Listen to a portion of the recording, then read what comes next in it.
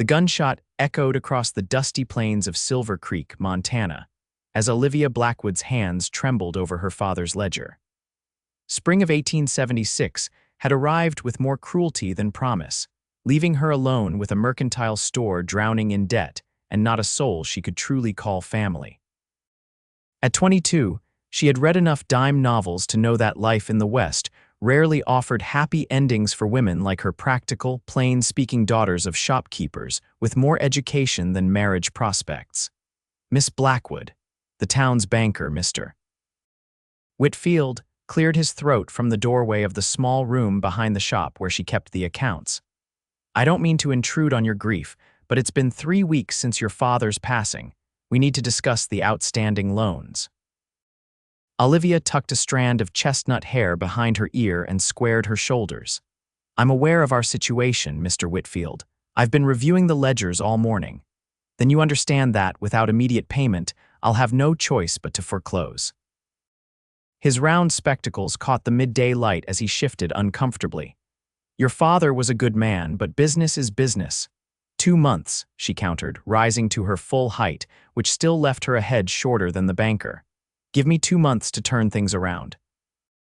"The spring supply trains will be arriving soon." Whitfield's lips thinned to a line beneath his mustache. "1 month, Miss Blackwood, that's all I can offer." He tipped his hat and retreated, the bell above the shop door announcing his departure. Olivia sank back into her chair, the weight of reality pressing down on her shoulders. Her father's mercantile had been the heart of Silver Creek for 15 years, but his gambling debts had slowly bled it dry. Now she was left with shelves half empty and a strongbox that held little more than dust. The leather-bound copy of Wuthering Heights on her desk seemed to mock her with its romantic notions. How many nights had she spent lost in stories of passionate love and daring heroes? Stories that had nothing to do with the harsh reality of frontier life. "Foolish girl," she murmured to herself, closing the ledger with a decisive snap. She needed more than dreams now, she needed a miracle. The next morning broke crisp and clear, the Montana sky stretching endless blue above the small cluster of buildings that made up Silver Creek. Olivia had spent the night taking inventory and forming a plan that felt as fragile as spider silk, but it was all she had. She was rearranging the depleted shelves when the bell above the door jangled. A tall figure silhouetted against the morning light, bringing with him the scent of horses and open country. "We're not officially open yet," she called, not turning from her task of organizing the few remaining cans of peaches. "Apologies, madam. I can come back." Something in his voice, a low, measured tone with the faintest hint of a southern drawl, made her turn. The man standing in her doorway was not one of the local ranchers or miners she knew by sight. He stood well over 6 feet, with broad shoulders tapering to a lean waist, dusty trail clothes, and a Stetson pushed back on his head, revealing dark hair in need of a trim. His face was all angles and planes, weathered by sun and wind, with eyes the color of summer storm clouds. "No, it's fine," she found herself saying. "What can I help you with, Mr. Stone, Samuel Stone?" He removed his hat completely, revealing the full impact of those eyes. "Just looking for supplies, trail rations, ammunition, maybe some coffee if you have it." Olivia gestured to the meager shelves. "As you can see, our selection is limited at present. The spring shipments haven't arrived yet." She didn't mention that she had no money to pay for those shipments when they did come. Samuel Stone's gaze swept the store with the careful assessment of a man who noticed details. "Tough times." "Nothing unusual for frontier business," she replied stiffly, pride keeping her spine straight despite the exhaustion pulling at her bones. "I do have coffee and some jerky that's fresh made." He nodded, moving further into the store with the easy grace of a man comfortable in his own skin. "That'll do fine. And perhaps some information if you're willing to sell that too. Information isn't priced on my shelves, Mr. Stone, but I'm happy to help if I can." She moved behind the counter, reaching for the coffee beans. "I'm looking for work." Heard the Rocking S Ranch might be hiring hands for the spring drive. Olivia measured coffee into a paper sack. "The Rocking S is about 20 miles north of here. Mr. Stewart is a fair employer, from what I hear, though he drives a hard bargain." And you are. His question was direct but not impolite. Olivia Blackwood, this was my father's store. The past tense felt like gravel in her mouth. Something flickered in his expression, recognition, perhaps, or understanding. My condolences, Miss Blackwood. Thank you. She wrapped the jerky and placed it beside the coffee. That'll be 85 cents. He placed $1 on the counter. Keep the change. I don't need charity, Mr. Stone. She pushed the extra 15 cents toward him. A smile touched the corner of his mouth, transforming his stern features. Not charity, investment. I suspect I'll be coming back for more supplies. Their fingers brushed as she handed him his purchases, and for an inexplicable moment, Olivia felt a jolt of awareness that had nothing to do with the static electricity in the dry air. She pulled her hand back quickly. Good luck at the rocking S, she said, retreating behind the professional courtesy she maintained with all customers. Samuel Stone settled his hat back on his head with a nod. Much obliged, Miss Blackwood. He paused at the door. You know, sometimes what looks like the end turns out to be just the beginning. Before she could respond to such an unexpected philosophical observation, he was gone, leaving only the lingering scent of leather and something indefinable that reminded her of thunderstorms. Olivia shook her head, dismissing the brief encounter from her mind. One handsome drifter wasn't going to solve her problems. She had a store to save and exactly 29 days to do it. The following week passed in a blur of anxiety and determination. Olivia wrote letters to suppliers, offering partial payments and promises of future business. She cleaned every corner of the store, rearranged what merchandise remained to hide the gaps on the shelves, and even pulled some of her mother's old quilts from storage to sell. On Saturday evening, as she was closing up, Mayor Jenkins's wife bustled in with her ever-present air of self-importance. Olivia, dear, I've just heard the most distressing news. Martha Jenkins removed her gloves one finger at a time. Mr. Whitfield mentioned at the church social that you might be closing the mercantile. We simply cannot allow that to happen. Olivia bit back her irritation at the banker's indiscretion. I'm doing everything possible to keep the store open, Mrs. Jenkins. Of course you are, dear. Martha patted her hand with patronizing sympathy. But a young woman alone, it's not proper, not safe. Have you considered Mr. Peterson's offer? He's a widower, yes, and perhaps a bit mature, but he has a secure position at the mining company. Olivia's stomach turned at the mention of Edgar Peterson, a man 30 years her senior who had been eyeing her since her 18th birthday. I'm focused on saving my father's business, not on marriage proposals. Martha clicked her tongue. Pride is a luxury, my dear. Women in the West can't afford to be choosy. Is there something specific you needed from the store today, Mrs. Jenkins? Olivia asked, deliberately changing the subject. Martha sighed dramatically. Just some tea if you have it, and perhaps some of that peppermint candy for the church children. As Olivia wrapped her purchases, Martha continued with town gossip, most of which Olivia ignored until a familiar name caught her attention. And this Samuel Stone character has been asking questions all over town. About your father, of all things. Very suspicious, if you ask me. Olivia's hands stilled over the paper package. What sort of questions? About his debts, his last days. Even asked Dr. Miller about the circumstances of his death. Martha leaned forward, her eyes alight with the thrill of sharing potentially scandalous information. They say he's no ordinary ranch hand, too educated, too well-spoken. I heard Sheriff Davis say he might be a Pinkerton man. Olivia's mind raced. Why would a detective be interested in her father? Harold Blackwood had been many things: a dreamer, a risk-taker, occasionally a fool with money, but never a criminal. I'm sure there's a reasonable explanation, she said, trying to sound more confident than she felt. Well, be careful, dear. Men like that bring trouble. Martha paid for her purchases and departed with a flutter of skirts and ominous warnings.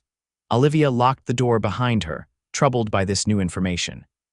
If Samuel Stone was investigating her father, what did that mean for her already precarious situation? Her answer came sooner than expected. The next morning, as she was opening the store, she found him waiting on the boardwalk, looking as if he'd been up since dawn. Mr. Stone, she acknowledged coolly. I understand you've been asking questions about my father. He didn't seem surprised by her directness. May I come in, Miss Blackwood? I believe we need to talk. She hesitated, then nodded, unlocking the door and preceding him into the still shadowed interior of the mercantile. The morning sun slanted through the windows, illuminating dust motes that danced in the air between them. I'm not a Pinkerton, if that's what you're wondering, he said, setting his hat on the counter. Though I understand that's the rumor. Then what are you, Mr. Stone? Because ranch hands don't typically investigate the deaths of small-town merchants. He met her gaze steadily. I'm looking for a man named James Harrington. He partnered with your father in a mining venture about 6 months ago. Does the name mean anything to you? Olivia frowned, thinking back. There was someone. My father mentioned a new investor, but I never met him. That's because James Harrington doesn't exist, Samuel's expression hardened. The man who used that name is a con artist who's fleeced dozens of people across 3 territories.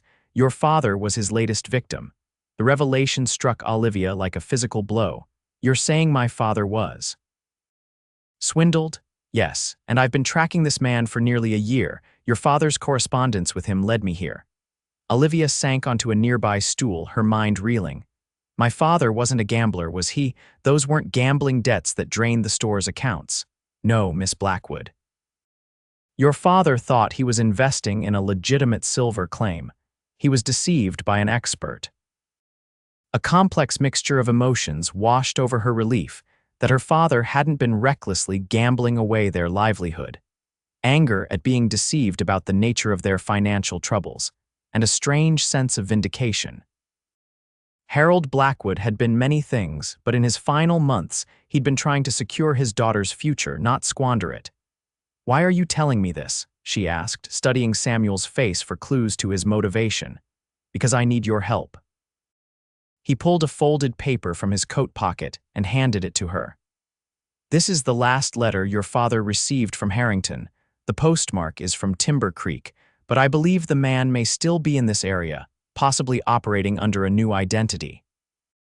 I need to know if you've seen him, or if anyone new has come to town in the past month. Olivia unfolded the letter and examined the signature at the bottom. The handwriting triggered a memory. This looks familiar, but I can't place where I've seen it. Take your time. Any information could help. She looked up at him with renewed suspicion. You still haven't told me who you are, Mr. Stone, or why you're tracking this man. Something shifted in his expression, a momentary glimpse of raw emotion quickly contained. My sister invested everything she had in one of his schemes. When she discovered the fraud, she confronted him. Samuel's jaw tightened. She didn't survive the encounter. The law in Arizona territory couldn't or wouldn't pursue him across state lines, so I took up the trail. You're seeking revenge, Olivia said softly, understanding dawning. Justice, he corrected, though the steel in his voice suggested the line between the two concepts was razor-thin in his mind. And to recover what he's stolen, if possible. Including my father's money, if I can. Olivia stood, smoothing her skirts with suddenly shaky hands. This unexpected development offered a glimmer of hope she scarcely dared acknowledge. If there was even a chance of recovering the money her father had lost, she might be able to save the store.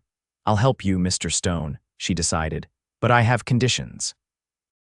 A flicker of surprise crossed his face, followed by something that might have been admiration. Name them.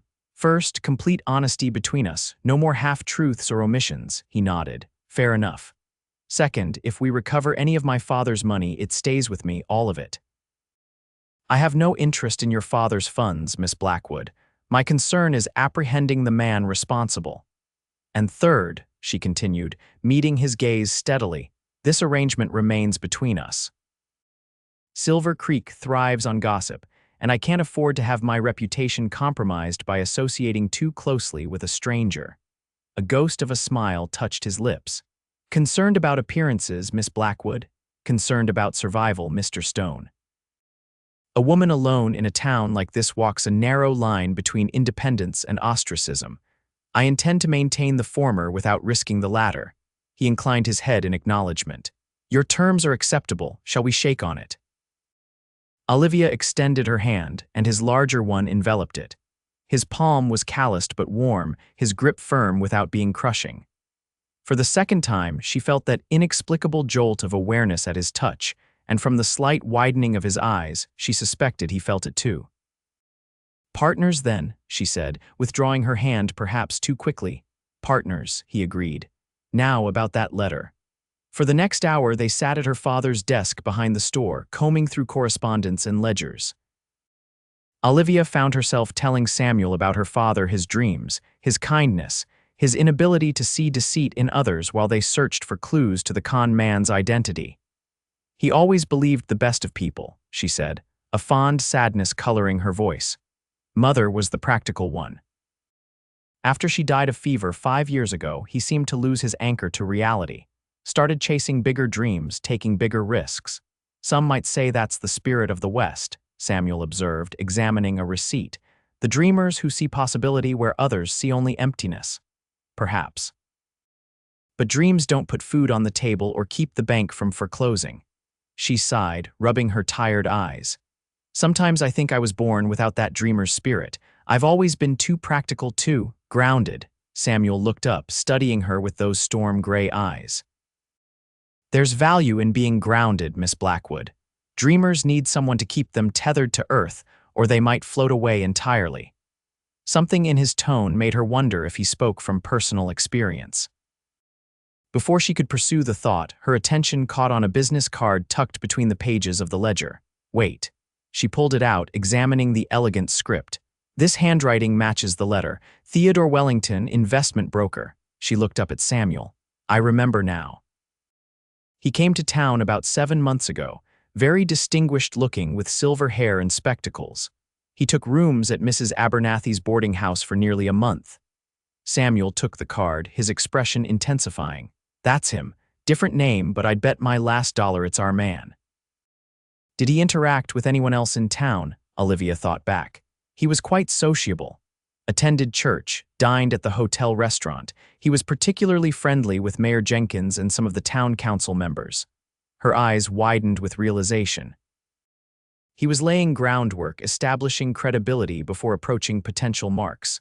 "Smart," Samuel muttered. "And effective. Did he leave town abruptly?"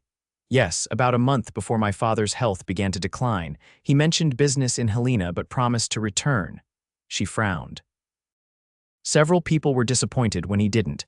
I think Mrs. Abernathy had hopes he might court her widowed daughter." Samuel nodded grimly.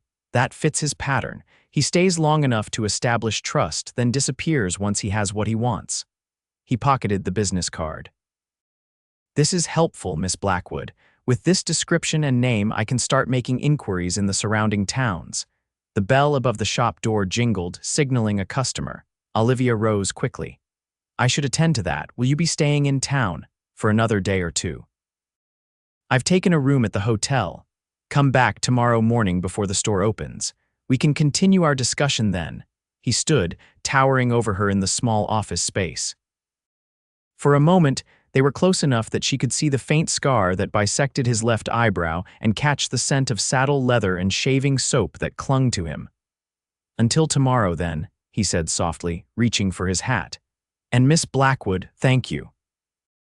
The simple sincerity in those 2 words affected her more than it should have. "You're welcome, Mr. Stone." As she watched him slip out the back door, Olivia was struck by the strange turn her life had taken. A week ago, she had been a shopkeeper's daughter facing financial ruin. Now she was partnered with a dangerous, compelling stranger on a quest for justice that might save her future. The thought should have terrified her. Instead, beneath the anxiety and uncertainty, she felt something she hadn't experienced since her father fell ill. Hope. The next few days established a pattern. Samuel would arrive at the mercantile before opening hours, and they would spend an hour reviewing information and planning their next steps. He had begun making discreet inquiries in neighboring settlements, looking for any sign of Theodore Wellington or James Harrington, or whatever name the confidence man might be using now. On the 4th morning, Samuel arrived with news.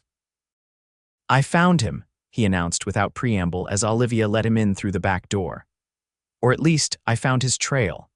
He's in Cottonwood, about 40 miles east of here, calling himself William Thornton and claiming to represent Eastern investors in the railroad. Excitement and trepidation mingled in Olivia's chest. Are you certain it's the same man? Silver hair, gold spectacles, charming manner, staying at the best hotel in town. The description matches, and he's been asking about mining interests and land speculation, his usual hunting grounds. What will you do? Samuel's expression hardened. Ride to Cottonwood, confront him, recover what I can of his ill-gotten gains. And then, he met her gaze directly. Turn him over to the law. I want justice, Miss Blackwood, not vengeance, though I won't deny I've contemplated the latter. Olivia studied him, sensing there was more to his plan than he was revealing. You're going alone. This isn't your fight. It became my fight when he swindled my father and left me with a failing business. She squared her shoulders. I'm coming with you. Samuel's eyebrows rose in surprise. That's out of the question. It could be dangerous. I'm not asking for permission, Mr. Stone. If you're confronting the man who cheated my father, I intend to be present. Miss Blackwood, Olivia, she corrected him. If we're riding 40 miles together, I think we can dispense with some formalities. A reluctant smile tugged at the corner of his mouth. Olivia, then, but my answer is still no. This man is dangerous. He's already killed once, that I know of. Which is precisely why you shouldn't face him alone. She crossed her arms, unwavering. Besides, my presence could be an advantage. He won't be expecting a woman, especially not one he's never met.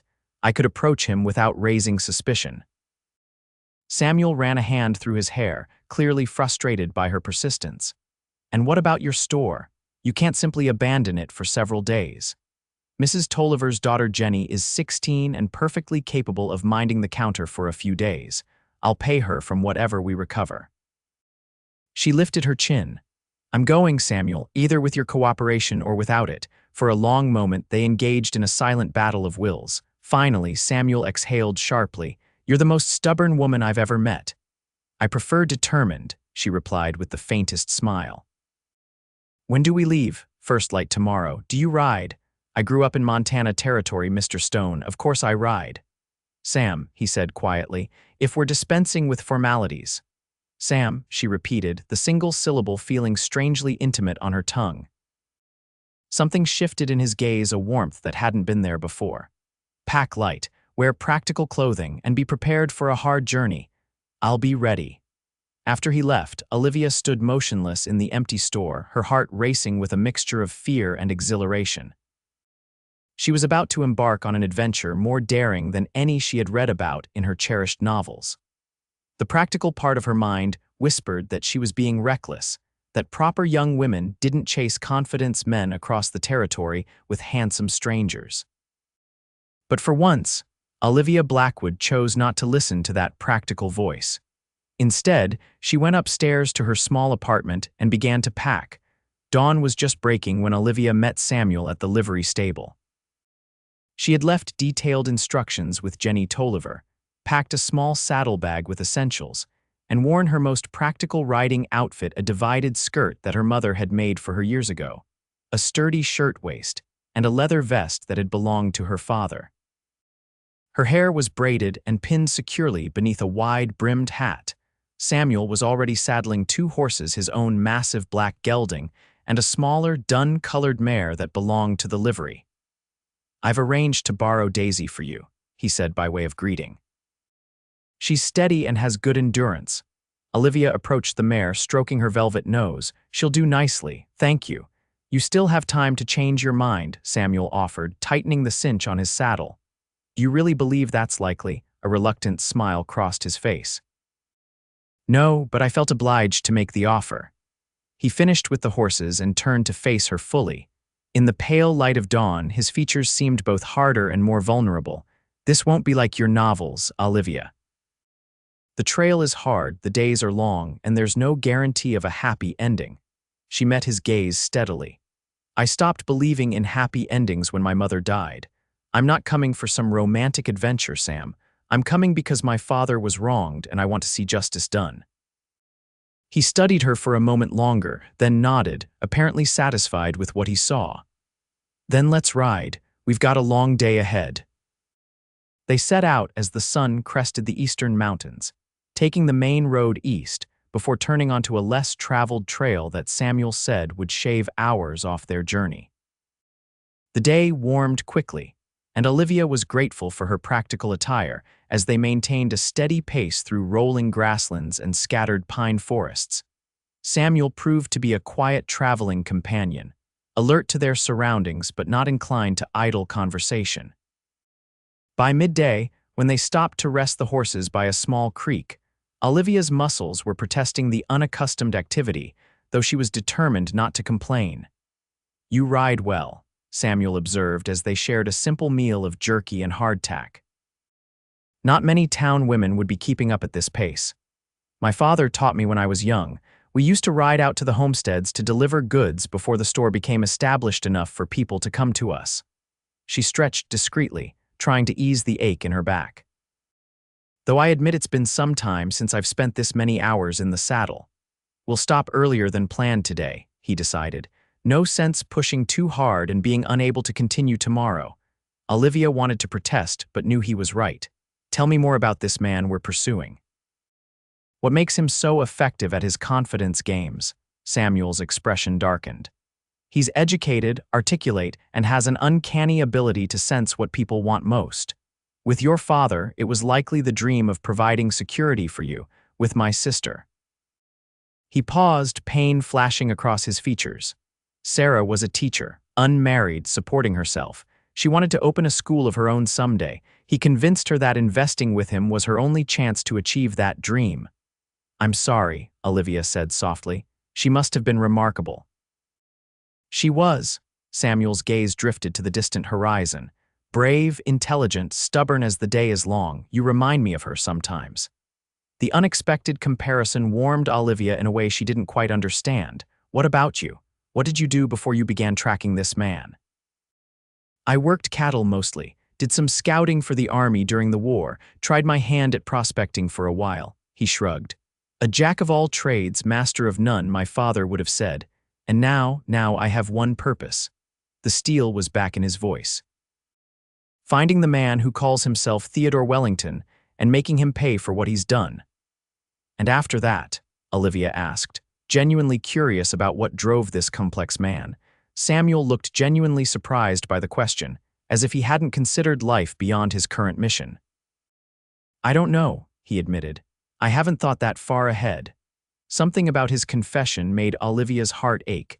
This man had put his entire life on hold for the sake of justice or revenge, or perhaps both. What would be left for him when his quest was complete? They continued their journey through the afternoon, the terrain growing more rugged as they followed the meandering path eastward. By evening, they had reached a small clearing beside a stream, sheltered by a stand of cottonwoods. "We'll camp here," Samuel decided, dismounting and reaching up to help Olivia from her saddle. His hands spanned her waist easily as he lifted her down, and for a breathless moment, they stood close enough that she could see the fine lines at the corners of his eyes, and the day's stubble darkening his jaw. Something flickered in his expression, awareness, perhaps, or some deeper emotion she couldn't name before he stepped back, releasing her.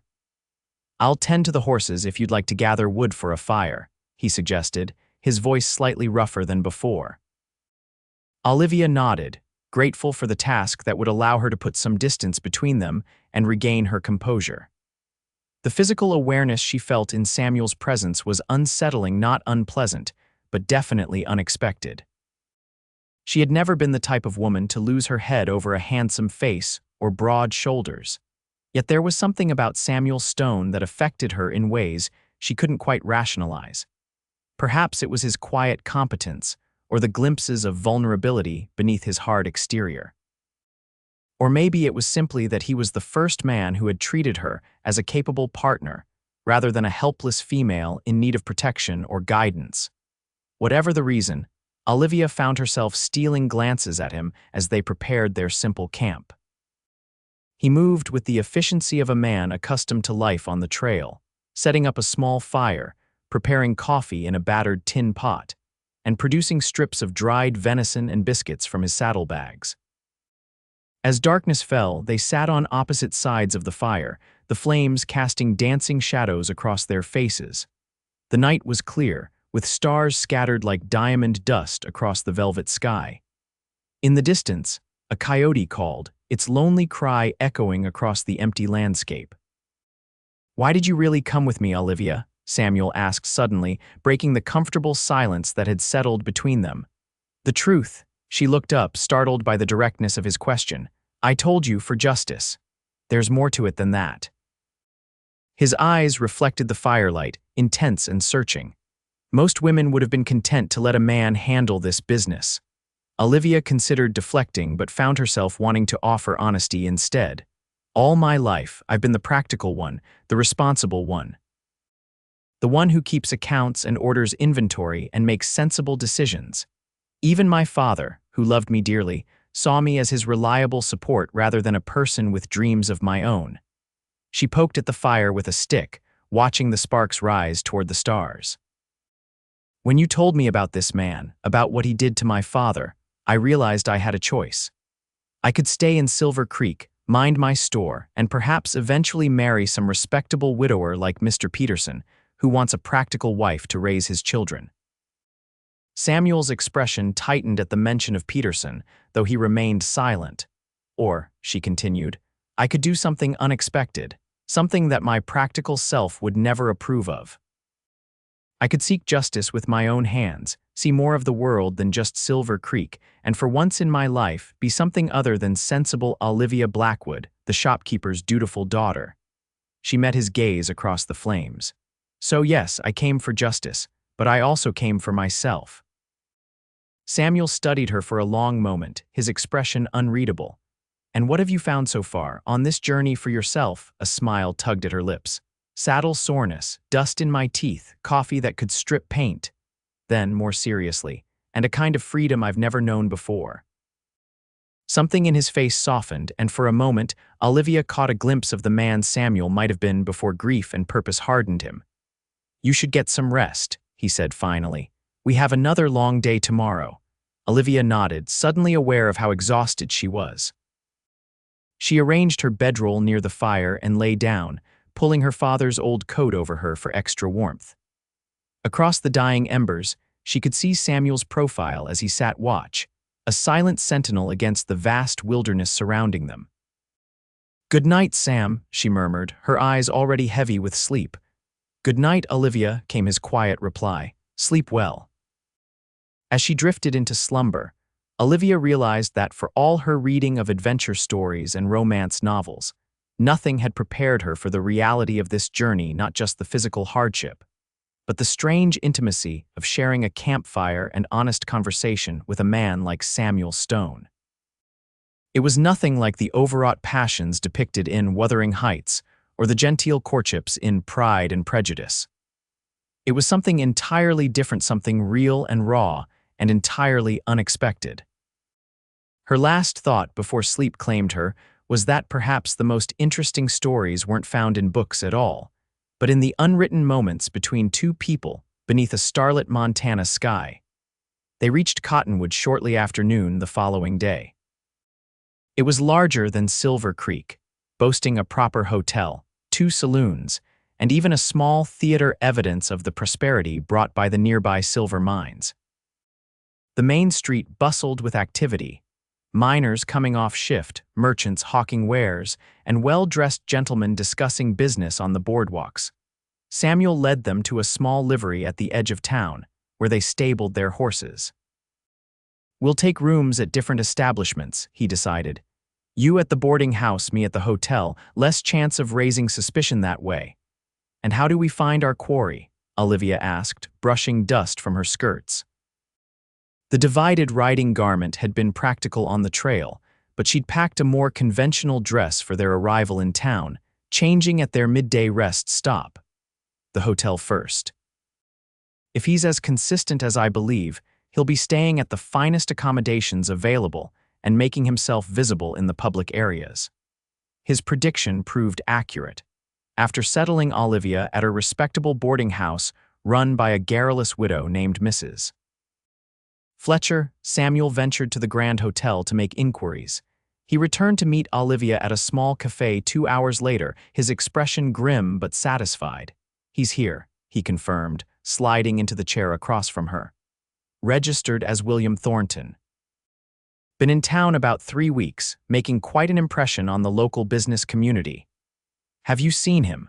Olivia kept her voice low, conscious of the other patrons nearby. From a distance, he was dining with what appeared to be several prominent citizens in the hotel restaurant. Samuel leaned forward, his eyes intent. "I've formulated a plan, but you won't like it. Tell me anyway." "He's hosting a gathering tomorrow evening in the hotel's private dining room, a presentation about investment opportunities related to the coming railroad expansion. I intend to attend." Olivia frowned. "Won't he recognize you? He's never seen me. I've been careful to stay out of his sight during my pursuit." Samuel's mouth set in a determined line. "But you're right that there's risk, which is why you'll approach him first. Me. As we discussed before, he won't suspect a woman, especially one he's never encountered before. You'll attend the gathering as a potential investor, engage him in conversation, express interest in his scheme. Meanwhile, I'll be watching, waiting for the right moment to confront him with evidence of his crimes." Olivia considered the plan, turning it over in her mind. It could work, but what's to prevent him from simply denying everything or fleeing when confronted? This. Samuel reached into his coat and withdrew a folded document. "A warrant for his arrest from Arizona territory. I've been carrying it for months. Once he's exposed, we'll bring in the local law and my father's money." Samuel's expression softened slightly. "If he still has it, we'll recover it. If not," he hesitated. "I have resources of my own, enough to help you satisfy the bank at least." Olivia stiffened. "I told you before, I don't want charity." "It's not charity," he insisted. "Consider it an advance on what's rightfully yours, to be repaid when we recover your father's funds." She wanted to refuse, to insist that she could manage on her own as she always had. But the practical part of her mind, the part she'd tried to silence on this journey, reminded her that the store's survival was at stake. Her pride wasn't worth the livelihoods of the people who depended on Blackwood Mercantile. "Very well," she conceded reluctantly, "but only as a loan with proper terms and interest." A hint of amusement touched Samuel's eyes. "You drive a harder bargain than most bankers I've encountered, Miss Blackwood." "I've had to," she replied simply. The amusement faded, replaced by something deeper, respect, perhaps, or understanding. "Yes, I suppose you have." They spent the remainder of the afternoon refining their plan. Samuel would secure Olivia an invitation to the investment, gathering through a carefully crafted story presented to the hotel manager. She would attend wearing her best dress, posing as a widow with a modest inheritance seeking investment opportunities. "You'll need a different name," Samuel advised, "something that won't connect you to Silver Creek or your father." "Olivia West," she decided. "My mother's maiden name." Samuel nodded approval. "Simple, easy to remember, unlikely to raise questions. Good choice." As evening approached, they parted ways, Samuel returning to the hotel to arrange Olivia's invitation, and Olivia heading back to the boarding house to prepare for her role in tomorrow's confrontation. "Be careful," Samuel cautioned as they stood on a quiet side street. "This man is perceptive and dangerous. Don't take unnecessary risks." "I could say the same to you," she replied. "Don't let your desire for justice blind you to danger." For a moment, he looked as if he might say something more, his gaze lingering on her face. Instead, he simply nodded. "Until tomorrow, then." "Until tomorrow," she echoed, watching as he turned and walked away, his tall figure soon swallowed by the gathering dusk. Back at the boarding house, Olivia unpacked her one good dress, a deep blue silk that had been her mother's, carefully altered to fit her smaller frame. It wasn't the height of fashion, but it was elegant enough to suggest a certain level of prosperity without ostentation. As she smoothed the fabric, her mind returned to Samuel. In just a few days, he had appended her carefully ordered existence, drawing her into an adventure she would never have contemplated on her own. He was unlike any man she had ever known, driven by purpose, haunted by loss, yet capable of unexpected gentleness. And tomorrow, their strange partnership would face its greatest test. Either they would succeed in exposing Theodore Wellington's crimes and recovering her father's money, or they would fail, possibly at great personal cost. Olivia Blackwood, who had always prided herself on her practical nature, found herself praying for success not just for the sake of her store, but for the man who had awakened something in her that she hadn't known existed: a hunger for justice, for adventure, and perhaps, though she scarcely dared admit it even to herself, for something more. The investment gathering was scheduled for 7 o'clock the following evening. Olivia spent the day in careful preparation, arranging her hair in a simple but elegant style and donning her blue silk dress. She added her mother's cameo brooch and a pair of small pearl earrings the extent of her jewelry and practiced the story she and Samuel had crafted. She was Olivia West, recently widowed, formerly of Denver. Her husband had left her a modest sum, and she was looking to invest wisely to secure her future. She had heard of Mr. Thornton's reputation for finding excellent opportunities and was eager to learn more. By the time she arrived at the Grand Hotel, her heart was pounding so hard she feared it might be visible through her bodice. The lobby was impressive by frontier standards: polished woodwork, a massive stone fireplace, and actual carpeting underfoot. A placard directed investors to the private dining room at the rear of the building. Olivia presented her invitation to the young man stationed at the door and was ushered into a well-appointed room where about 20 people, mostly men, stood in small groups, drinks in hand. A buffet had been arranged along one wall, and a small podium stood at the front of the room. She scanned the gathering, trying to identify Theodore Wellington based on the description Samuel had provided. Her gaze settled on a distinguished-looking gentleman with silver hair and gold-rimmed spectacles, holding court among a group of attentive listeners. His well-tailored suit and confident bearing marked him as someone of importance. Taking a deep breath, Olivia approached the fringe of the group, accepting a glass of sherry from a passing waiter. She listened attentively as the man who was indeed being addressed as Mr. Thornton expounded on the transformative economic impact the railroad would bring to the region. "Property values alone will increase tenfold," he was saying, his voice cultured and persuasive. "Those who secure interests now before the official announcement will find themselves in an enviable position indeed." One of the listeners, a balding man with an expensive watch chain, frowned skeptically. "The Northern Pacific has had financial troubles. What makes you so certain they'll extend the line through Cottonwood? An excellent question, Mr. Hargrove." Thornton smiled indulgently. "I'm not at liberty to divulge my sources, but let's just say that certain members of the Railroads Board are personal acquaintances who value our friendship enough to share information not yet available to the public." It was masterfully done, Olivia thought. The implication of inside knowledge, the hint of privileged connections, the flattery inherent in including his listeners in this exclusive circle of confidence. No wonder her father had been convinced. As the group shifted, Thornton's gaze fell on Olivia. She saw a flicker of surprise, perhaps, at seeing a woman at the gathering, followed by a calculating assessment that made her skin crawl despite his outward courtesy. "I don't believe we've had the pleasure," he said, moving toward her with practiced charm. "Olivia West," she replied, extending her hand as they had rehearsed. "I've recently arrived in Cottonwood." He took her fingers in a brief, correct handshake. "William Thornton, at your service. What brings you to our investment discussion, Mrs. West?" Most ladies find financial matters tediously complex. She managed a small smile. "Necessity, Mr. Thornton. My late husband left me with sufficient funds to maintain myself, but I'm interested in securing a more prosperous future." "My condolences on your loss," he said smoothly, though his eyes showed no genuine sympathy. "And my admiration for your foresight. Too many widows allow male relatives to manage their affairs, often to their detriment." "I have no such relatives to rely upon," Olivia replied, the truth of that statement lending authenticity to her performance. "I must make my own decisions. A woman of independence, how refreshing." Thornton gestured toward the front of the room. "We'll be beginning the formal presentation shortly, but perhaps afterward, We might discuss some options particularly suited to your circumstances. I would appreciate that very much. As Thornton moved away to greet new arrivals, Olivia released a breath she hadn't realized she was holding. The encounter had gone exactly as planned. She had established contact and planted the seed of her interest in his scheme.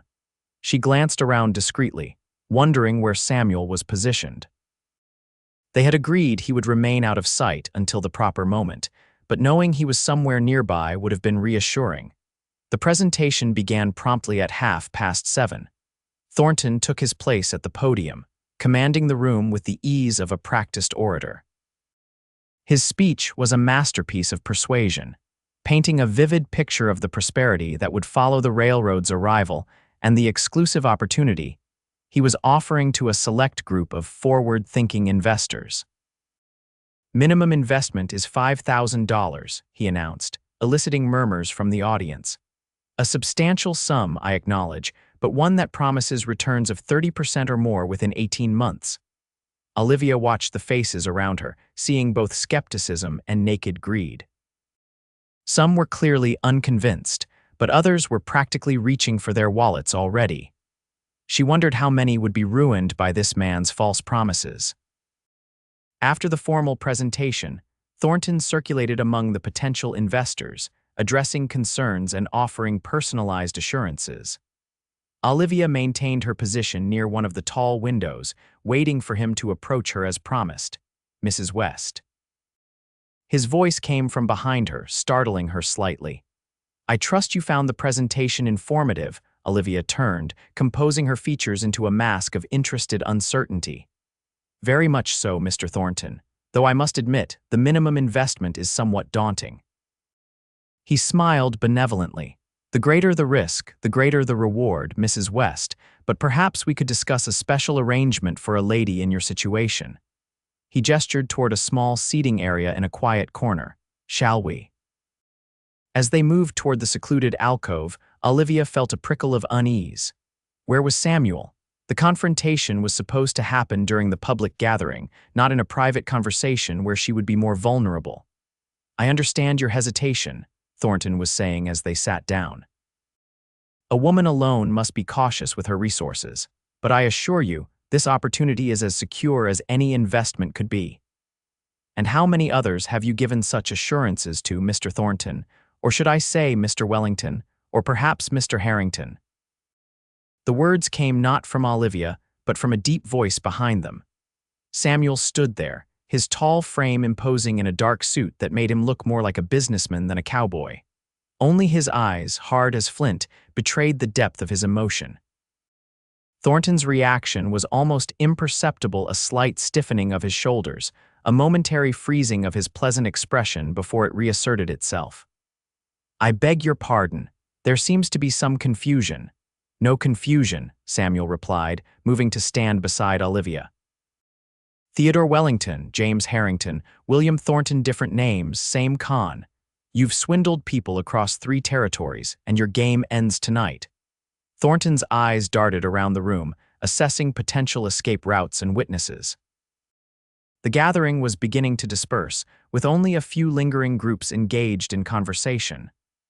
"I don't know what you're talking about," he said, his voice still controlled but with an edge of steel beneath the polish.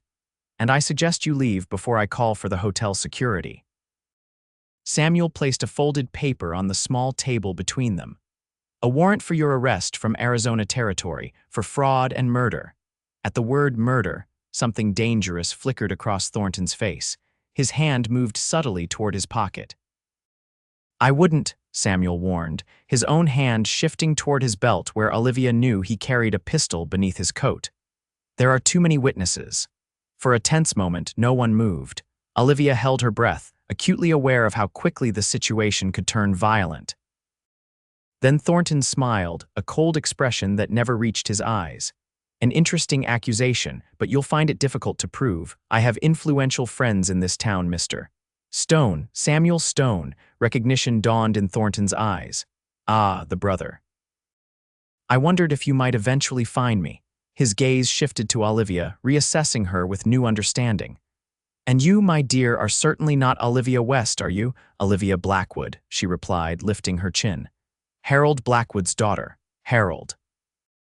Thornton paused, searching his memory. Ah, yes, Silver Creek, the merchant with dreams of silver mines. He shook his head with mock sympathy. Your father was a poor businessman, Miss Blackwood. He practically begged me to take his money. Anger flared in Olivia's chest. He trusted you. And you betrayed that trust. Trust is a luxury for fools, Thornton replied dismissively. Now, if you'll excuse me, I have other appointments this evening. As he started to rise, Samuel placed a heavy hand on his shoulder, forcing him back into his seat. You're not going anywhere except to the sheriff's office. Thornton's facade of civility cracked. Remove your hand, or I'll have you arrested for assault. I think not, came a new voice. A stocky man in a sheriff's badge approached their table, accompanied by two deputies. William Thornton, or whatever your real name is, I'd like you to come with me. We have some questions about your business practices. Samuel nodded to the lawman. Sheriff Davis, thank you for your prompt response. Any friend of Marshal Evanston is a friend of mine, the sheriff replied. And when he vouched for your story, well, that was good enough for me.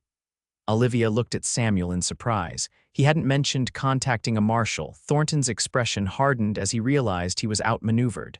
This is absurd. I've committed no crime in Cottonwood. Perhaps not, Sheriff Davis acknowledged, but that warrant from Arizona looks legitimate enough to hold you while we sort things out. He nodded to his deputies. Gentlemen. As the deputies moved to take Thornton into custody, the con man suddenly lunged forward, shoving the table towards Samuel and Olivia. In the moment of confusion, he pulled a small derringer from his pocket and aimed it directly at Samuel. Several things happened at once. Olivia cried out a warning. Samuel reached for his own weapon. Sheriff Davis drew his revolver, and a shot rang out, deafening in the confined space of the dining room. Thornton staggered backward, a look of surprise on his face as a crimson stain spread across the front of his expensive waistcoat. But the shot had come from neither Samuel nor the sheriff. Standing in the doorway, pistol still raised, was a woman Olivia had never seen before, tall, silver-haired, with the bearing of someone accustomed to command.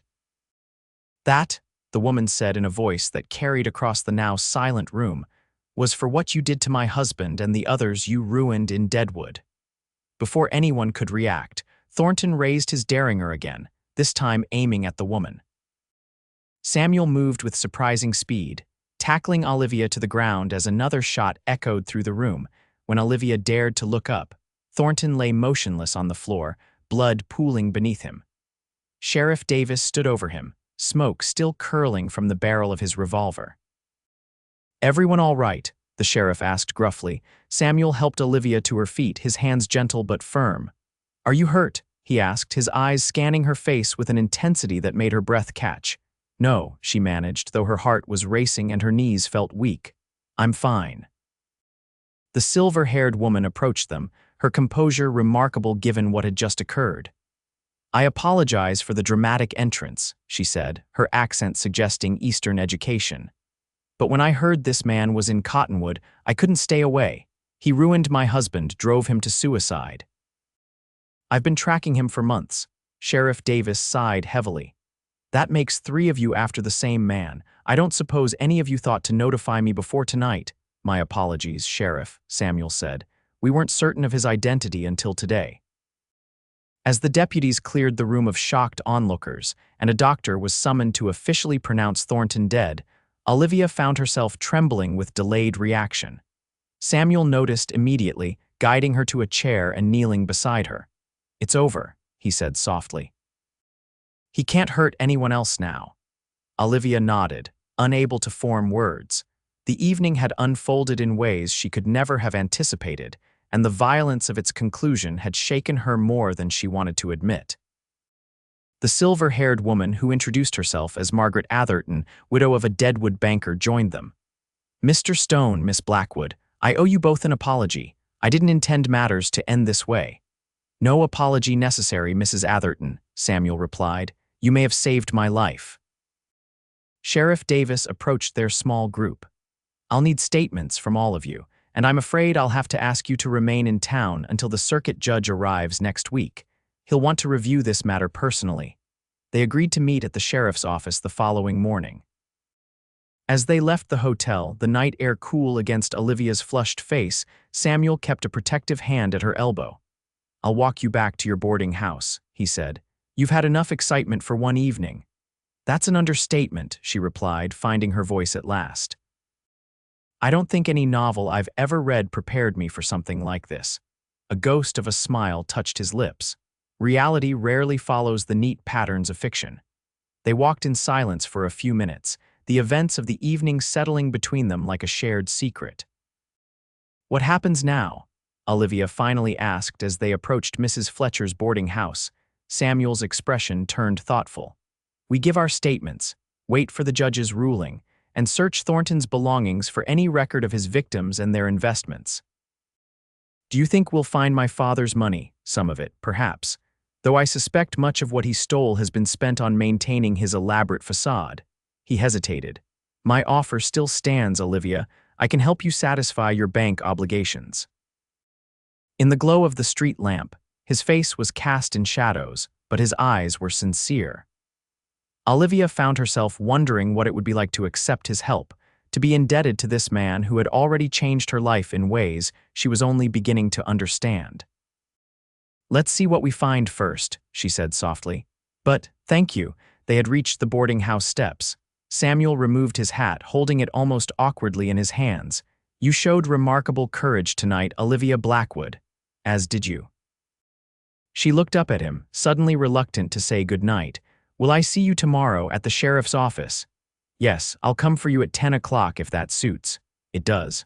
For a moment they stood in silence, the space between them charged with unspoken thoughts. Then Samuel cleared his throat.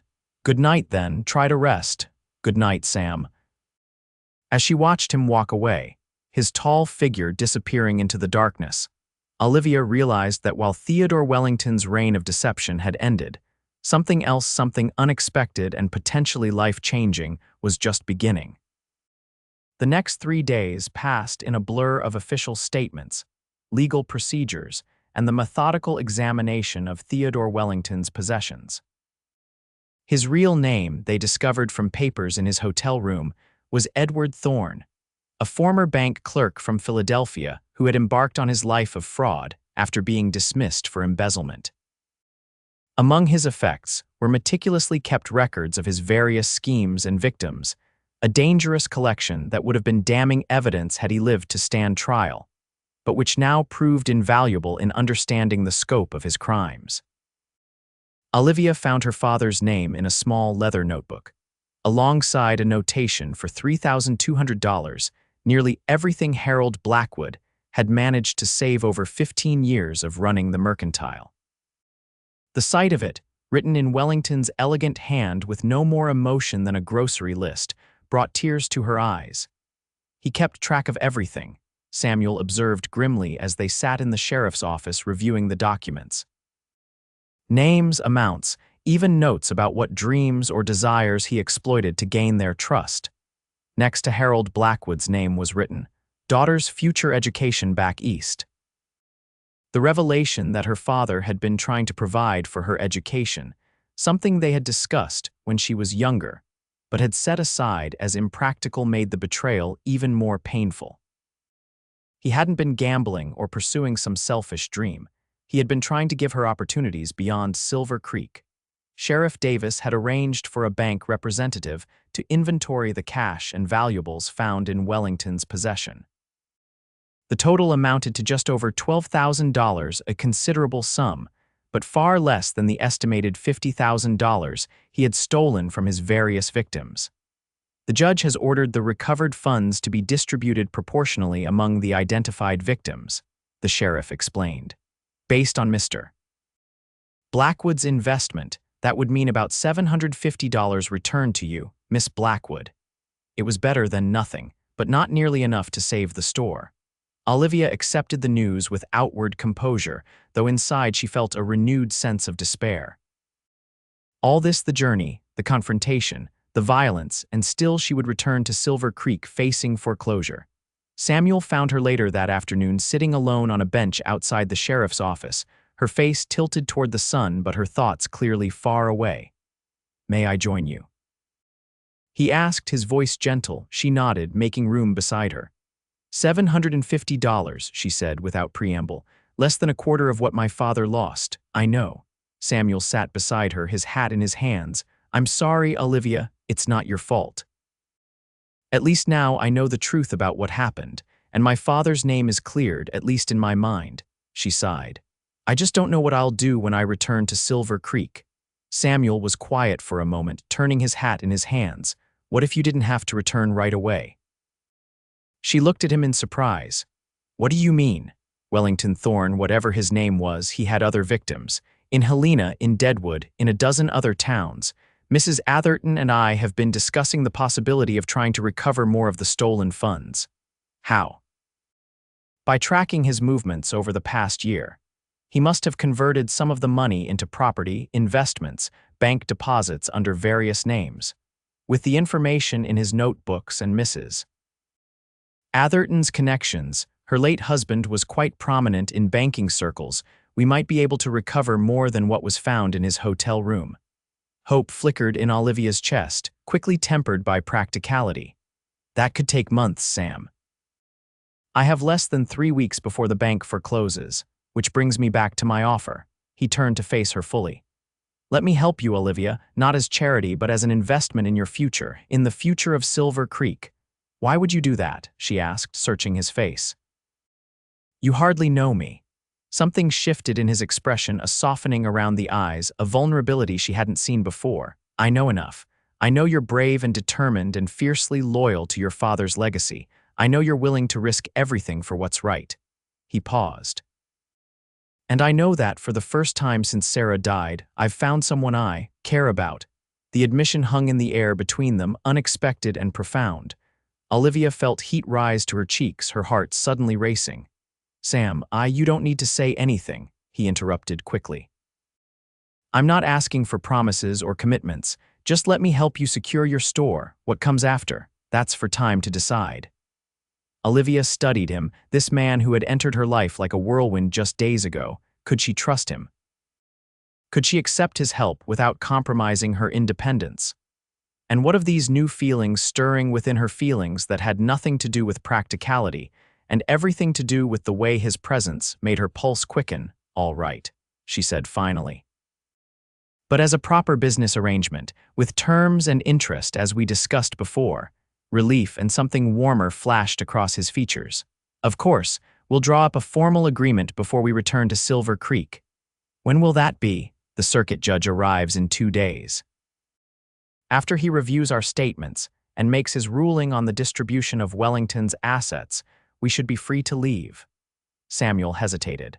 "Unless you'd like to join Mrs. Atherton and me in pursuing the rest of the stolen funds." The invitation was tempting: more adventure, more time with Samuel, more possibility of recovering her father's money. But Silver Creek and the mercantile were her responsibilities, her home. "I need to return," she said with genuine regret. "The store has been closed for nearly a week already." "Any longer and I might not have customers to return to." Samuel nodded, understanding in his eyes. "Then we'll leave as soon as the judge releases us." As they sat side by side on the bench, a comfortable silence settling between them, Olivia realized how much had changed in the space of a week. She had left Silver Creek as a shopkeeper's daughter facing financial ruin. She would return still facing challenges, but with new allies, new knowledge, and perhaps most surprisingly, new feelings that she had previously encountered only in the pages of her cherished novels. The circuit judge arrived in Cottonwood 2 days later, as promised. Judge Harmon was a formidable figure, tall, broad-shouldered, with a shock of white hair and piercing blue eyes that seemed to evaluate and pass judgment with a single glance. He reviewed the statements and evidence with methodical thoroughness, questioning each witness personally. When it was Olivia's turn to be interviewed, she found herself recounting the entire story from the beginning: her father's death, Samuel's arrival in Silver Creek, their journey to Cottonwood, and the final confrontation with Wellington. "And you say this man swindled your father out of his life savings?" the judge asked, peering at her over half-moon spectacles. Yes, Your Honor. $3,200, according to the records we found among Mr. Wellington's or Mr. Thorne's possessions. Judge Harmon made a note in his ledger. A substantial sum. And what do you intend to do with your portion of the recovered funds, Miss Blackwood? Try to save my father's store, sir, though I'm afraid $750 won't be sufficient to clear the debt. The judge studied her for a moment. Your father was Harold Blackwood of Silver Creek. Surprised, Olivia nodded. Yes, sir. I knew him slightly, purchased supplies from his store whenever the circuit took me through that way. A hint of sympathy softened the judge's stern features. He was an honest businessman, one of the few who didn't try to overcharge the circuit court for services. That sounds like my father, Olivia said softly. Judge Harmon made another note, then dismissed her with a nod. Thank you, Miss Blackwood. That will be all for now. The judge spent the remainder of the day interviewing Samuel, Mrs. Atherton, Sheriff Davis, and the other witnesses to the events at the Grand Hotel. By evening, he had reached his decisions. In the matter of Edward Thorne, also known as Theodore Wellington, James Harrington, and William Thornton, Judge Harmon announced from behind the sheriff's desk, I find that his death occurred as a result of justifiable use of force by Sheriff Davis in the protection of citizens under imminent threat. There was a collective sigh of relief from those gathered in the office. Regarding the distribution of the recovered funds, the judge continued, I am ordering that all identifiable victims be compensated proportionally according to their documented losses, as previously determined. However, he added, looking directly at Olivia, in the case of Harold Blackwood's estate, I am assigning an additional $500 from the unclaimed portion of the recovered assets in recognition of Miss Blackwood's assistance in bringing this criminal to justice. Olivia gasped softly. With this addition, she would receive $1,250, still not enough to clear the entire debt, but a significant improvement. Thank you, Your Honor, she said, her voice thick with emotion. The judge nodded. You're free to return to Silver Creek, Miss Blackwood. I've instructed the bank to release your funds tomorrow morning. As the small gathering dispersed, Samuel touched Olivia's elbow lightly. That was unexpected. A blessing, she agreed, though still not enough. My offer stands, he reminded her quietly. She looked up at him, seeing sincerity in his gray eyes. I know, and I'm grateful, Sam, truly. They collected their funds from the bank the following morning and made preparations to depart for Silver Creek. Mrs. Atherton, who had taken a surprising liking to both of them, insisted on hosting a small dinner at the hotel before they left. To celebrate justice, she declared, raising her glass, and to new friendships forged in adversity. Over a meal finer than any Olivia had enjoyed in years, they discussed the future. Mrs. Atherton would continue pursuing Wellington's assets with the help of her late husband's banking connections. Samuel would assist her initially, then join Olivia in Silver Creek. I have some business to conclude in Helena first, he explained, but I should arrive in Silver Creek within 2 weeks. Olivia felt both disappointment at the delay and a fluttering anticipation at the thought of seeing him again. Their relationship had evolved beyond their original partnership, but into what, exactly, she wasn't certain. There had been no declarations, no promises beyond his offer of financial assistance. Yet something unspoken hummed between them whenever their eyes met. They departed Cottonwood at dawn the next day, retracing their route through the Montana wilderness.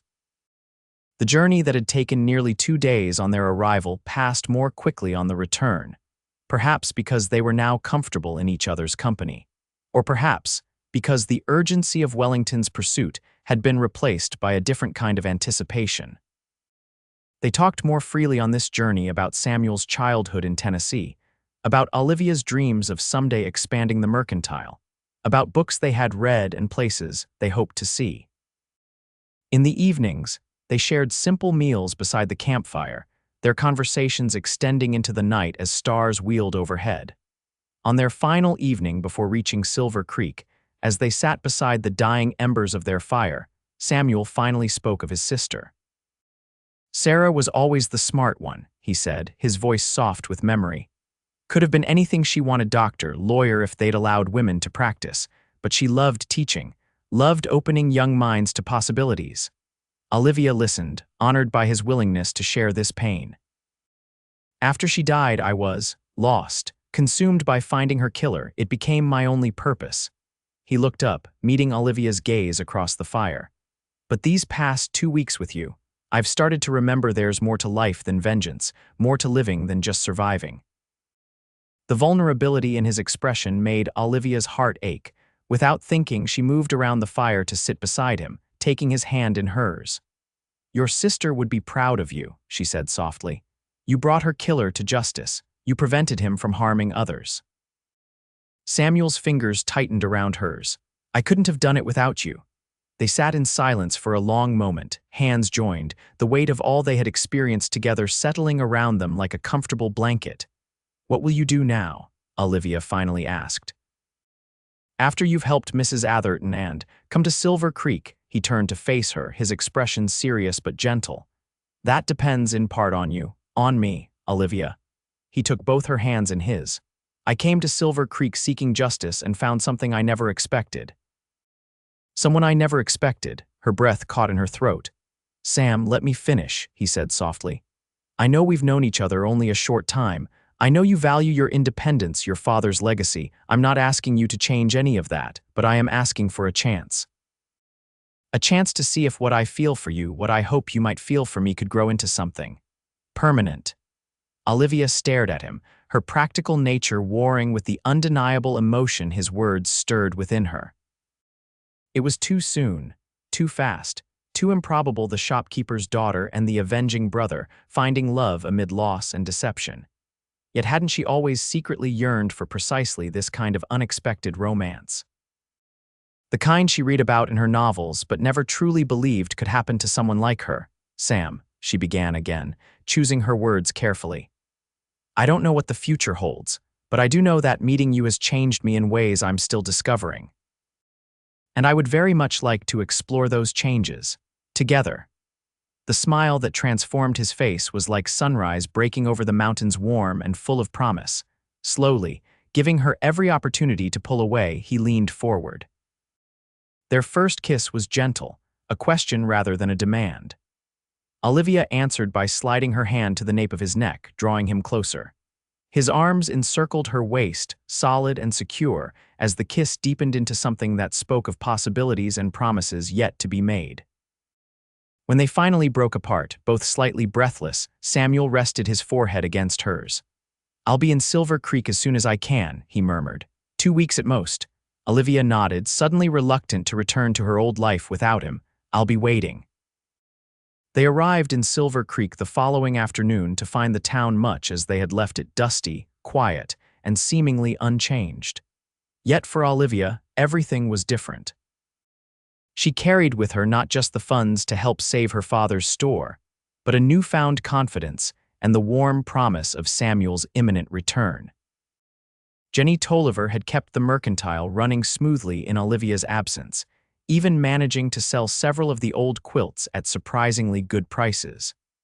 The townspeople greeted Olivia's return with curiosity and not a little gossip about her unexplained absence in the company of a stranger. Let them talk, she told Samuel as he prepared to continue on to Helena. I know the truth, and soon they will too.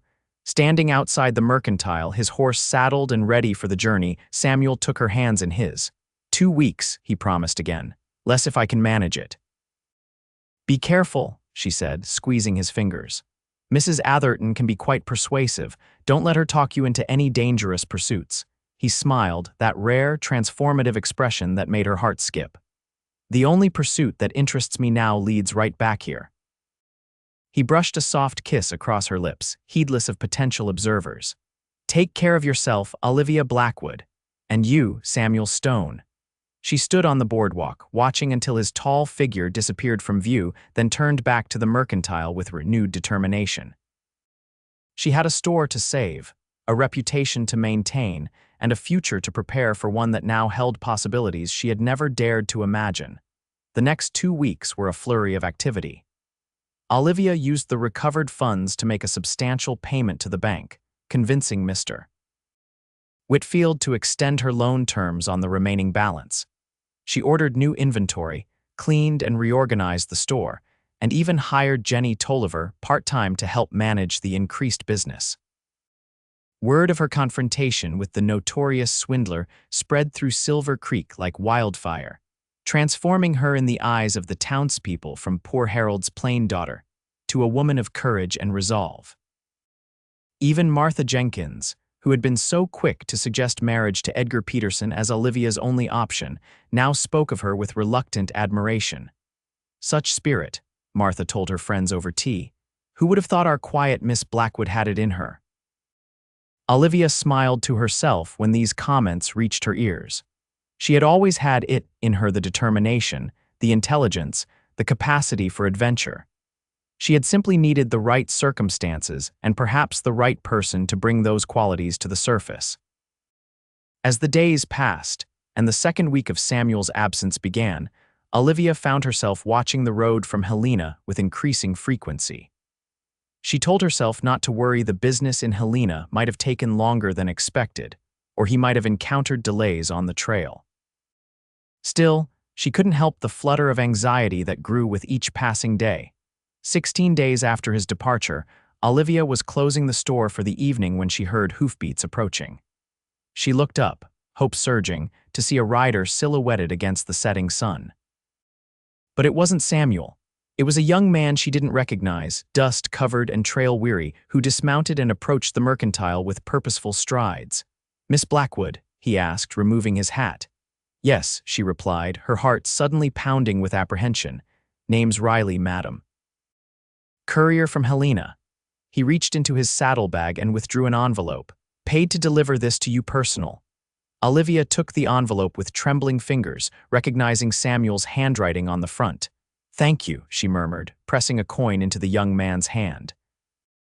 "There's a good livery down the street if you need accommodations for the night." Riley tipped his hat and led his horse away, leaving Olivia alone with the letter. She retreated into the store, locking the door behind her before breaking the seal. The letter was dated 10 days earlier, written from Helena. "Dearest Olivia, I hope this finds you well and the mercantile flourishing under your capable hands.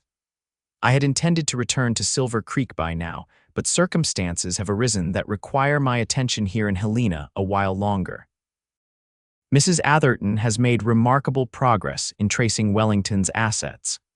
Through her late husband's banking connections, she has uncovered evidence of substantial deposits in banks across the territory, all under various aliases.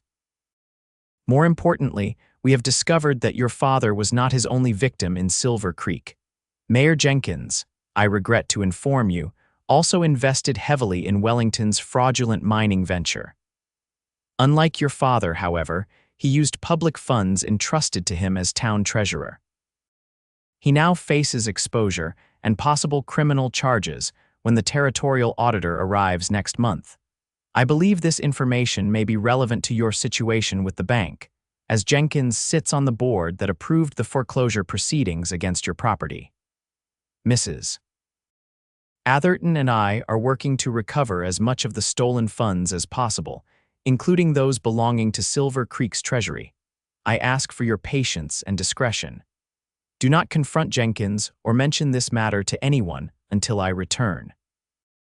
I anticipate this business will be concluded within another week, at which time I will bring with me documentation that should secure not only the future of your store, but your standing in the community. Until then, please know that you are in my thoughts constantly. Our journey together has changed me in ways I am still discovering, and I look forward to continuing that journey upon my return. With deepest affection, Samuel. Olivia read the letter twice, her mind reeling with its implications. Mayor Jenkins, one of the town's most respected citizens, had embezzled public funds and lost them to Wellington's scheme. It seemed incredible, yet it explained the mayor's unusual interest in her father's financial troubles and his wife's persistent attempts to push Olivia toward marriage with Edgar Peterson. If Jenkins faced financial ruin and possible imprisonment, he would have been desperate to cover his misdeeds by any means necessary, including forcing Olivia to sell the mercantile to someone who might help conceal his crime. The revelation cast the past months in an entirely new light. Her father hadn't been the only victim in this tangled web of deception, and Olivia wasn't the only one facing an uncertain future because of Wellington's crimes. She folded the letter carefully and tucked it into her pocket, her practical mind already considering the implications for her negotiations with the bank. If Mr. Whitfield knew that one of his board members was compromised, would that strengthen her position? Or would the bank close ranks to protect its own? These questions occupied her thoughts as she prepared for bed, along with concern for Samuel. His letter had been written 10 days ago. What had happened in the interim? Was he still in Helena, or perhaps already on his way to Silver Creek? Sleep eluded her as she tossed and turned, her mind filled with possibilities both hopeful and worrying.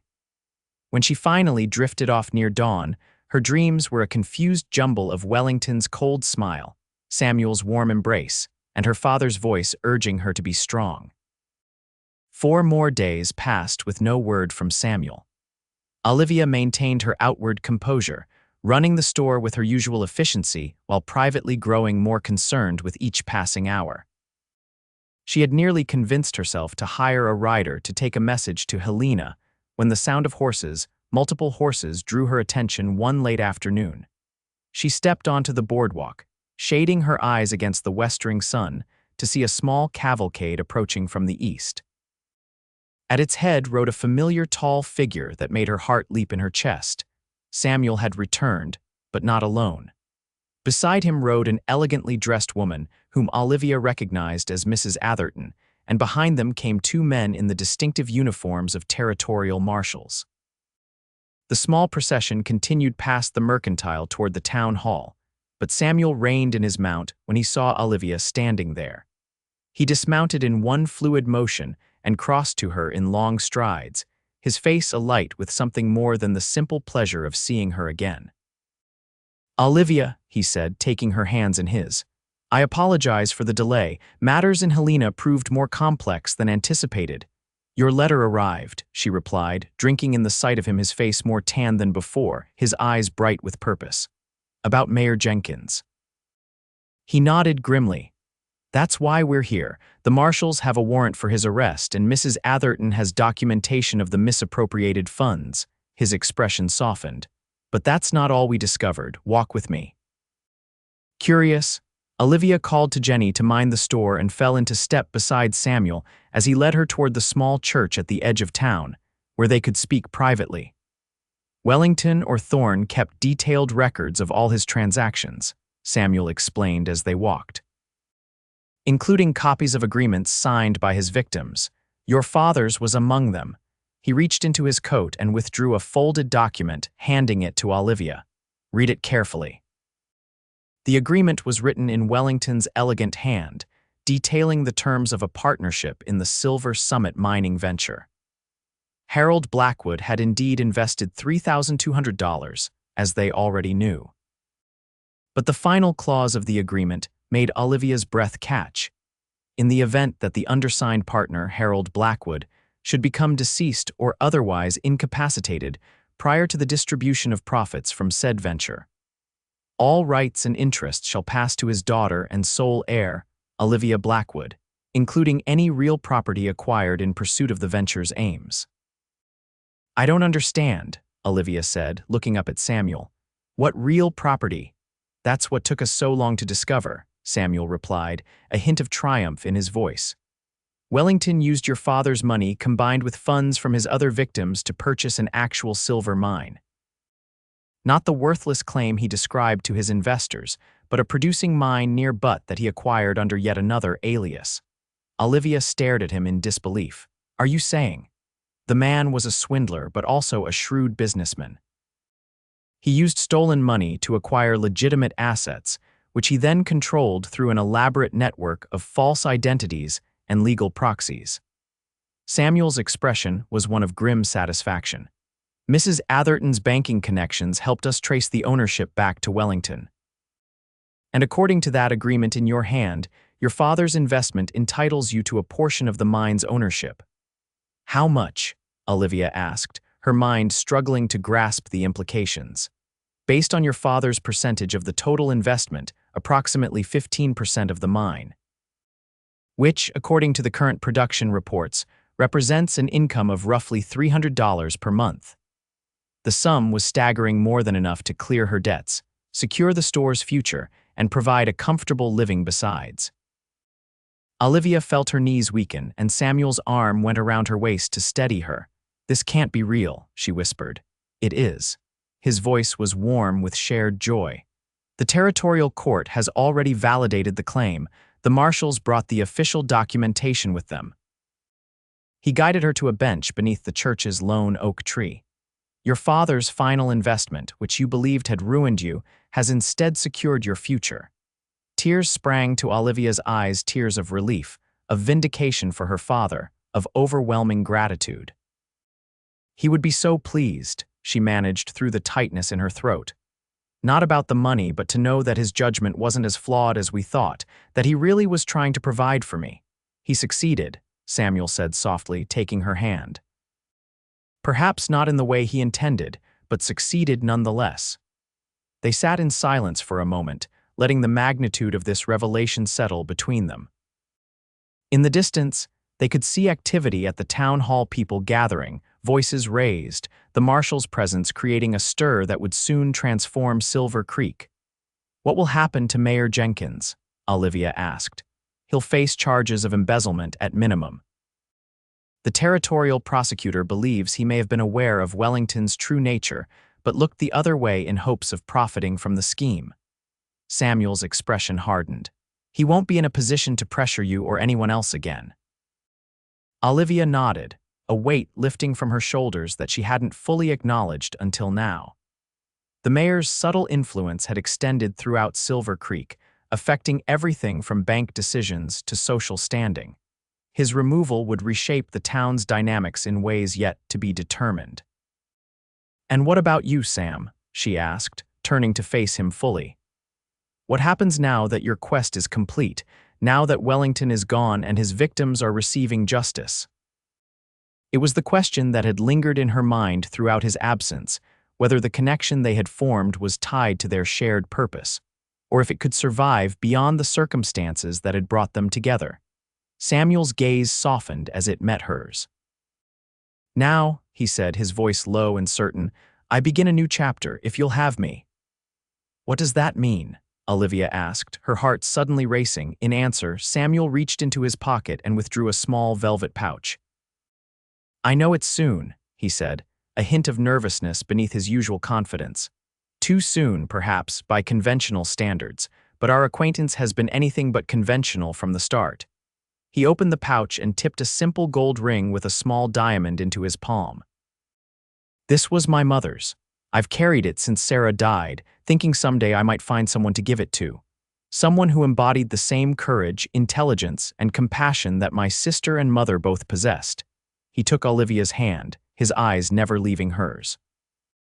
"I didn't expect to find that person in Silver Creek. I didn't expect to find you, Olivia Blackwood. But now that I have, I can't imagine continuing my journey without you beside me." Olivia's breath caught in her throat as she realized what was happening. This man, this complex, honorable, unexpected man was offering her not just his heart, but a future neither of them could have anticipated when they first met. "I'm not asking for an immediate answer," Samuel continued. "I understand you have the store to consider, your place in this community, the new responsibilities that come with your inheritance. All I'm asking is the chance to build something together, at whatever pace feels right to you." He held out the ring, a question in his eyes. "Will you consider it?" "Consider me." Olivia looked at the simple ring gleaming in the late afternoon sunlight, then at the man offering it.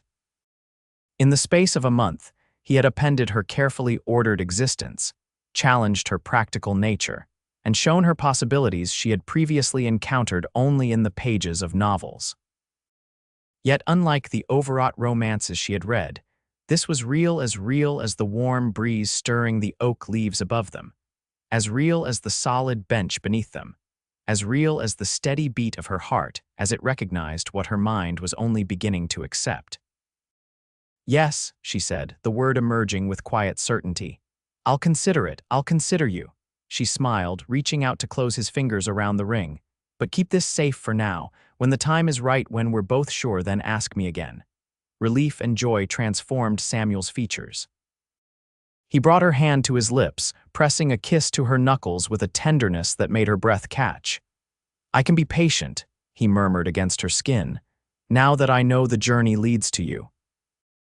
As the sun began to set over Silver Creek, casting long shadows across the churchyard, Olivia Blackwood, shopkeeper's daughter, victim's advocate, mine owner, leaned her head against the shoulder of the man who had shown her that love wasn't just found in stories after all.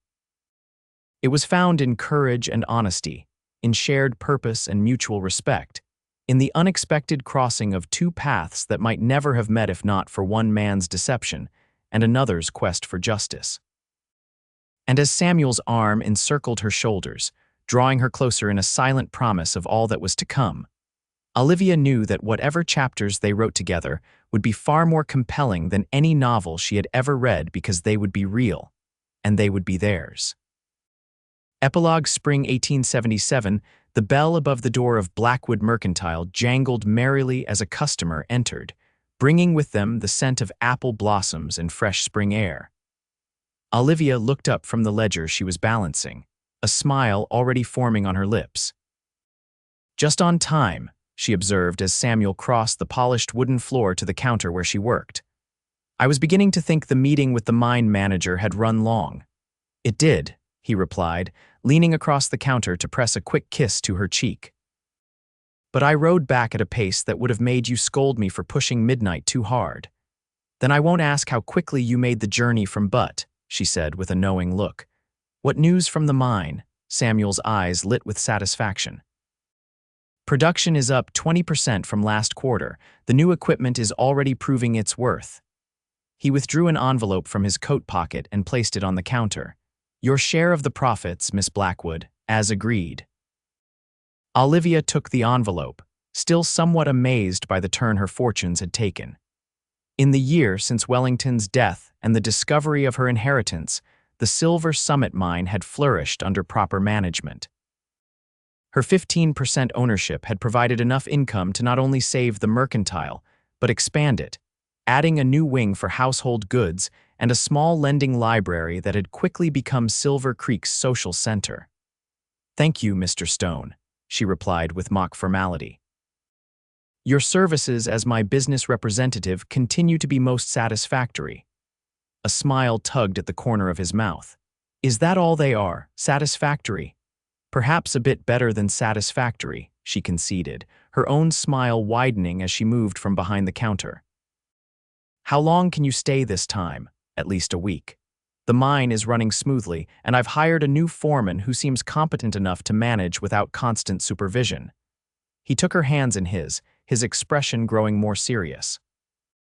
"Which brings me to another matter I wanted to discuss with you." Before he could continue, the bell jangled again, and Martha Jenkins entered the store. The former mayor's wife had undergone a remarkable transformation since her husband's arrest and subsequent conviction. Stripped of her social position and much of her fortune, she had been forced to take up seamstress work to support herself. The experience had humbled her considerably. "Good afternoon, Miss Blackwood," she greeted, nodding politely to Samuel. "I've finished the alterations on those dresses for Mrs. Miller's daughters. Might I leave them here for her to collect?" "Of course, Mrs. Jenkins. And I have that bolt of calico you asked about last week. It arrived on yesterday's supply wagon." As Olivia assisted Martha with her business, Samuel browsed the store, pausing to chat with young Jenny Tolliver, who had become a permanent fixture behind the counter. The 16-year-old had proven to have a natural aptitude for commerce and was now being trained by Olivia to manage more significant aspects of the business. When Martha departed with her calico and payment for her sewing work, Samuel returned to Olivia's side. "You've transformed this place," he observed, looking around at the well-stocked shelves, polished floors, and new glass display cases. "Your father would be proud." "I like to think so," she agreed, a familiar pang of bittersweetness accompanying thoughts of Harold Blackwood. "Though sometimes I wish he could have seen it himself." "He saw the most important part," Samuel said softly. "He saw your strength, your determination. That's why he tried so hard to secure your future." Olivia nodded, grateful as always for Samuel's understanding. In the months since his return to Silver Creek, he had become not just her business partner and suitor, but her closest confidant. They had taken their time getting to know each other properly, building a relationship based on mutual respect and genuine affection rather than the heightened emotions of their initial adventure. "You mentioned something you wanted to discuss," she prompted, remembering his earlier comment. "Yes." He glanced around the busy store, but perhaps somewhere more private. Curious, Olivia led him through the back room and up the stairs to her living quarters above the mercantile. The small apartment had also been transformed over the past year, with new curtains, comfortable furniture, and bookshelves filled with volumes that reflected her continuing love of literature and her new interest in business management. "Tea," she offered, moving toward the small stove. "No, thank you." Samuel seemed uncharacteristically nervous, pacing the small sitting room before finally taking a seat on the sofa. "Olivia, I've been thinking about the future, our future." She sat beside him, her heart quickening at his serious tone. "As have I. The mine is stable now. The mercantile is thriving. The circumstances that brought us together have been resolved." He took her hands in his gray eyes intent on her face. "Which means we're free to decide what comes next, based not on necessity or crisis, but on what we truly want." Olivia felt a flutter of anticipation in her chest. Over the past year, their courtship had progressed with a deliberate pace that had sometimes tested her patience. Samuel had been adamant about giving her time to be certain, about establishing himself as more than just the man who had helped her in a time of need. "And what is it that you want, Sam?" she asked softly. In answer, he reached into his pocket and withdrew a familiar velvet pouch, the same one he had shown her beneath the oak tree a year earlier. "I want what I've wanted since I first saw you truly smile," he said, his voice low and certain. "I want to build a life with you, Olivia Blackwood. A life that honors both our pasts but isn't defined by them." He opened the pouch and once again tipped his mother's ring into his palm. "I told you I would ask again when the time was right, when we were both sure. I'm sure, Olivia, I love you. Not just for your courage or your intelligence or your determination, though I admire all those things. I love you for the quiet moments, for your laughter, for the way you see possibilities where others see only obstacles." Emotion tightened Olivia's throat as she watched this man, this strong, honorable man who had traveled so far from vengeance to love, offer his heart to her without reservation. "I'm sure too," she whispered, her voice catching. "I love you, Samuel Stone. For showing me that real love isn't like the novels I used to read. It's better. It's real and complicated and sometimes difficult, but always, always worth fighting for." Samuel's face transformed with joy as he slipped the ring onto her finger. It fit perfectly, as if it had been made for her all along. "Then you'll marry me, be my wife, my partner, my home." "Yes," Olivia said, the single syllable containing all the certainty in her heart. "Yes to all of it." He gathered her into his arms then, his kiss a promise and a beginning all at once. When they finally broke apart, both breathless and smiling, Olivia rested her forehead against his. "What about the mine and the mercantile?" she asked practically, though her heart was soaring with happiness. "We can't be in two places at once." Samuel chuckled, the sound vibrating through his chest where her hand rested. "Always the practical one," he teased gently. "I've been considering that. What would you think about hiring a manager for the store? Someone like Jenny, perhaps, when she's a bit older and more experienced. And live in Butte." Olivia considered the possibility. The growing mining town offered opportunities that Silver Creek couldn't match, yet she was reluctant to leave the community that had been her home all her life. "Not necessarily," Samuel said. "I was thinking we might split our time, a house here, an apartment in Butte. The railroad makes travel between the two relatively simple now." He brushed a strand of hair from her face. "Or we could sell the mine interest, invest the proceeds, and stay here permanently. The mercantile could be the center of our business interests." The fact that he was willing to adapt his life to accommodate her attachments only confirmed what Olivia already knew, that this man, who had entered her life in search of justice, had found something far more valuable in the process. And so had she. "We don't have to decide everything today," she said, smiling up at him. "We have time." "Yes," he agreed, drawing her close again. "We have all the time in the world." As afternoon sunlight streamed through the window of the apartment above Blackwood Mercantile, illuminating two people who had found in each other something neither had been looking for, Olivia thought of how far she had come from that desperate day when Samuel Stone first walked into her store. From a shopkeeper's daughter facing ruin to a businesswoman with prospects. From a practical young woman who believed love existed only in stories to a woman who had discovered that the greatest stories were the ones written by life itself. And as Samuel's arms tightened around her, secure and promising, she knew that their story, unusual in its beginning, steadfast in its middle, was only just reaching its true start. The chapters to come would be written together, page by page, day by day, with the same courage and honesty that had brought them to this moment. It wasn't the ending of a novel. It was the beginning of a life. And that, Olivia Blackwood decided as she leaned up to kiss her future husband once more, was the most beautiful story of all.